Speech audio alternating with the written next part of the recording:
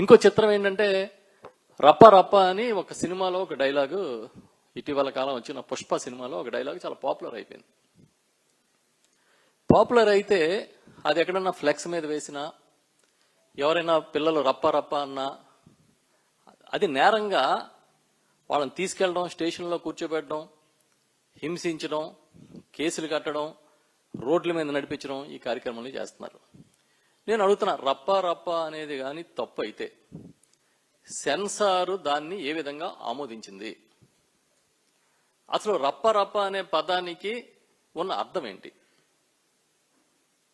చెప్పండి. మేము ఈరోజు ఎక్కడా కూడా ఇగో ఈ పదాలు వాడండి పార్టీ పరంగా ఎవరు చెప్పరు, మేము ఎప్పుడు చెప్పాం.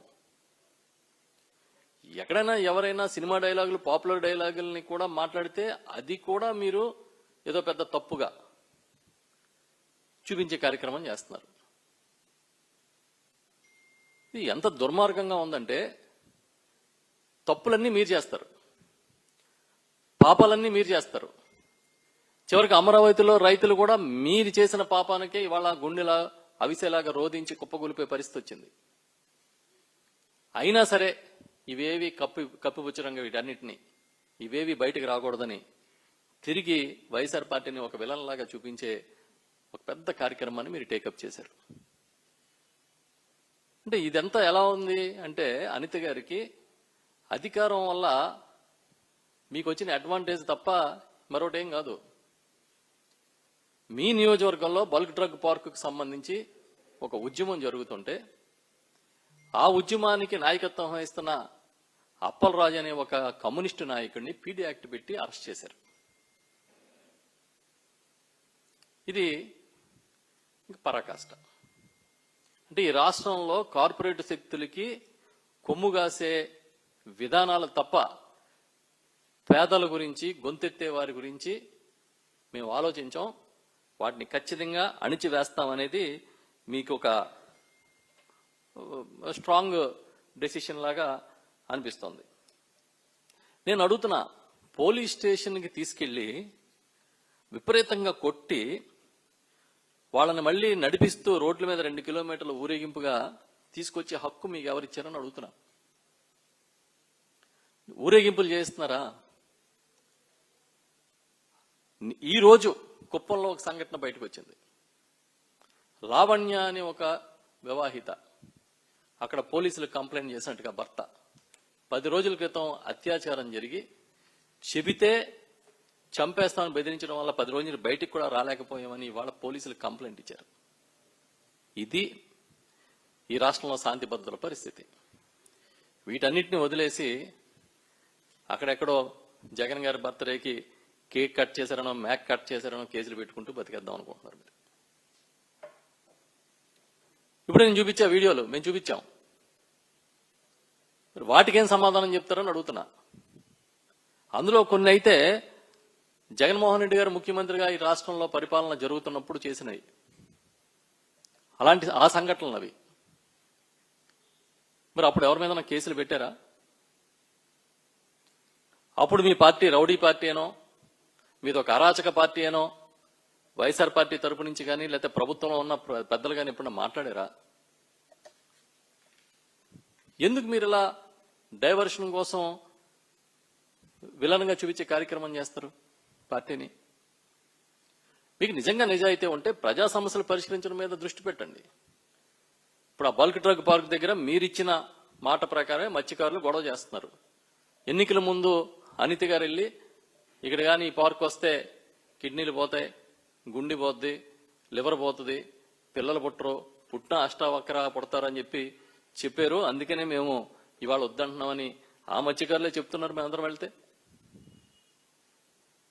అంటే ఎన్నికల ముందు మీరు ఏదైనా మాట్లాడతారు, ఎన్నికలు అయిపోయిన తర్వాత ఈ ప్రాజెక్ట్ వద్దంటే కమ్యూనిస్ట్ నాయకులను కూడా పీడీ యాక్ట్లో అరెస్ట్ చేస్తారు. చట్టాలు మీకు ఒకలాగా ఇతరులకు ఒకలాగా ఉంటాయి. ఆ బల్క్ డ్రగ్ పార్క్ను వ్యతిరేకించమని ఆ రోజు పిలిపించింది ఎవరు? ఆ ప్రాజెక్టుకి వ్యతిరేకమని చెప్పింది ఎవరు? మీరే కదా. మరి ఇవాళ ఆయన పీడీ యాక్ట్ కింద ఎలా మీరు అరెస్ట్ చేస్తారు?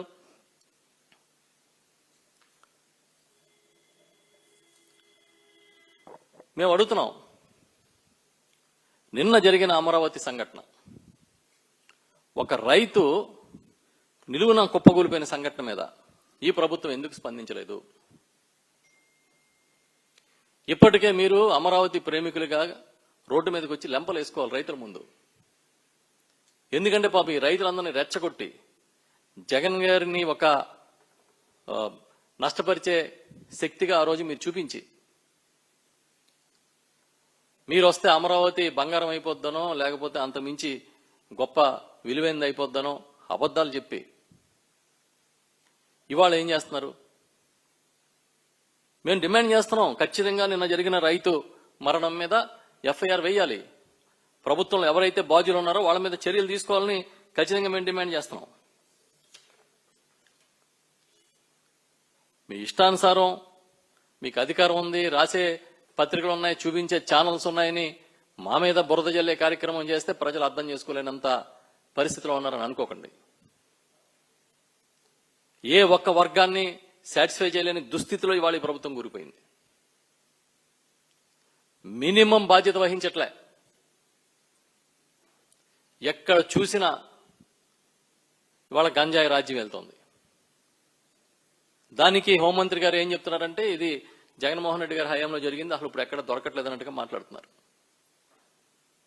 గ్రామాల్లోకి వెళ్ళండి,